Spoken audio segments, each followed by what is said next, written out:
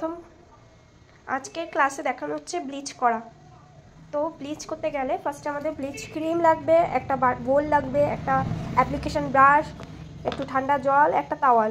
ঠিক আছে, এবার ব্লিচটা করতে গেলে এই যে ব্লিচ ক্রিম, এর মধ্যে অ্যাক্টিভিটার সব আছে। ঠিক আছে, প্রথমে এই যে আমরা ব্লিচ করছি ম্যাক্স গ্লো কোম্পানির। ঠিক আছে, এটা হচ্ছে ক্রিম, ব্লিচ ক্রিম। এই যে এটা অ্যাক্টিভেটার। ঠিক আছে, এটা অ্যাক্টিভেটার, আর এগুলো হচ্ছে ক্লিনজার।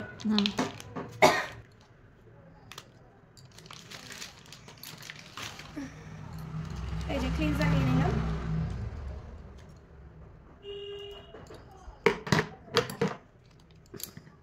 ক্লিনজারটা বলেই নিচ্ছি ফার্স্টে,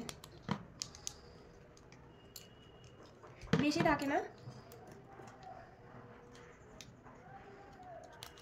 এগুলো একটা ফেসের জন্য ঠিক আছে। ঠিক আছে, ম্যাসাজ করে নিতে হবে, জাস্ট মানে ফেসটাকে ক্লিন করে নিতে হবে।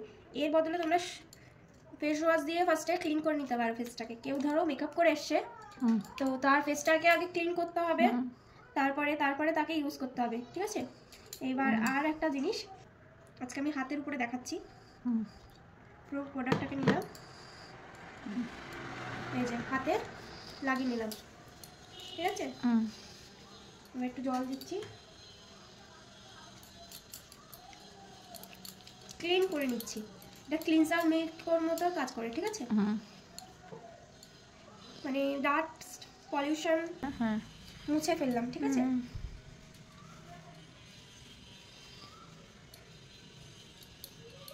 স্প্যাচুলা নিয়ে নিয়েছি, অ্যাপ্লিকেশন ব্রাশ। এবার ব্লিচ করব, তার জন্য অ্যাপ্লিকেশন ব্রাশ আর এই যে ক্রিম নিচ্ছি। কতটা আমরা অ্যাপ্লিকেশন করব তার উপরে। এই যে আমরা ক্রিম নিলাম, আমার হাতের জন্য একদম ইনাফ। আরেকটু লাগলে আরেকটু নেবো। ওটা ভালো করে ফাটাতে হবে। দাঁড়াও দেখাচ্ছি।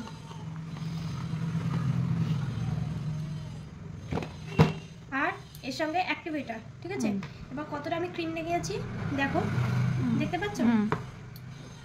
যতটা আমরা ক্রিম নেবো, ধরো 100% ক্রিমটা নিলাম, ধরো আমার হাতের অনুযায়ী 100% ক্রিম, তার সঙ্গে 25% আমি অ্যাক্টিভেটার নেবো, বা তার কমও নিতে পারি। 25%-এর জায়গায় 20%ও নিতে পারি। হ্যাঁ, কিন্তু আমরা বেশি নেবো না, 25%-এর বেশি নেবো না। ঠিক আছে, বা হাফ হাফ নিয়ে নিলাম না, বা এতটা পরিমাণে আমরা ক্রিম নিয়েছি, এতটা পরিমাণে অ্যাক্টিভেটার নিয়ে নেবো না। এটা কিন্তু খুব ডেঞ্জারাস হয়ে যাবে। তো আমরা বেশি নেবো না। এতটা পরিমাণে ক্রিম নিয়েছি, আমরা কিন্তু বেশি অ্যাক্টিভেটার নেবো না, এইটুকুনিতেই নাও।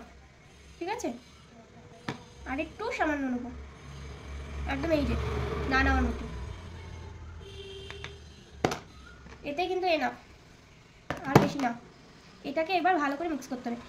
অ্যাক্টিভেটার কিন্তু ক্রিমের সঙ্গে ভালো করে মিক্স করতে হবে, যেন কোনো দানা দানা যেন না থাকে। মানে অ্যাক্টিভেটার ধরো দলা হয়ে থাকলো ক্রিমের মধ্যে, মিশলো না ভালো করে, তাহলে কিন্তু প্রবলেম হয়ে যাবে।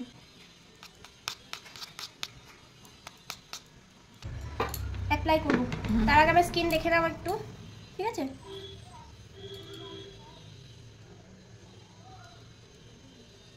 এরকম করে দেখা, এটাকে এরকম করে অ্যাপ্লাই করব। ওয়াক্সিং করার 24 ঘন্টার মধ্যে ব্লিচ একদম করা হবে না, করার প্রয়োজন নেই। করলে কিন্তু প্রচণ্ড ডেঞ্জারাস হতে পারে।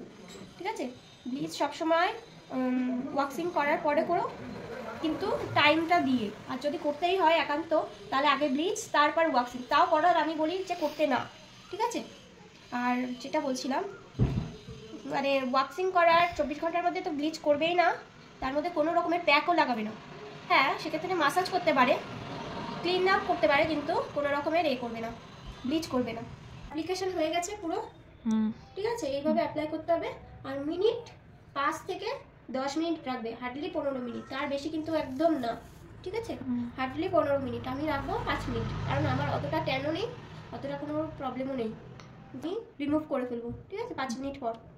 তো 5 মিনিট পর ওয়াশ করে রেজাল্ট দেখাচ্ছি। এবার রিমুভ করা হচ্ছে হাত থেকে। এবার ময়েশ্চারাইজার বা জেল লাগাবি। হ্যাঁ, সবসময় ওয়াক্সিং করার পর জেল বা ময়েশ্চারাইজার ভালো করে ম্যাসাজ করে দিবি। আজকে করা। পরিষ্কার লাগছে। কোন হাতটা পরিষ্কার লাগছে? এই হাতটা নিজে পরিষ্কার বলে তাই জন্যে। না না, পরিষ্কার হয়েছে যথেষ্ট। আমার সেরকম ট্যান নেই, কিন্তু যাও ট্যান পড়েছে, মানে এইখানটা ভালো বোঝা যাচ্ছে। এই অবধি আমি চুড়িটা তুলে রাখি বলে এই অবধি আমার চুড়ির একটা ইয়ে আছে, দাগ আছে, ঠিক আছে। তো চুড়ি খুলতে নেই, কিন্তু এগুলো প্রচণ্ড তো, তাই এইভাবে দেখাতে গেলে চুড়ি খুলতেই হয় আমাদের। দেখ পরিষ্কার হয়ে গেল, কোনো রকমের কোনো প্রবলেম হলো না, এতে কোনো ইচিংও আসবে না, কোনো প্রবলেম হলে অ্যাক্টিভ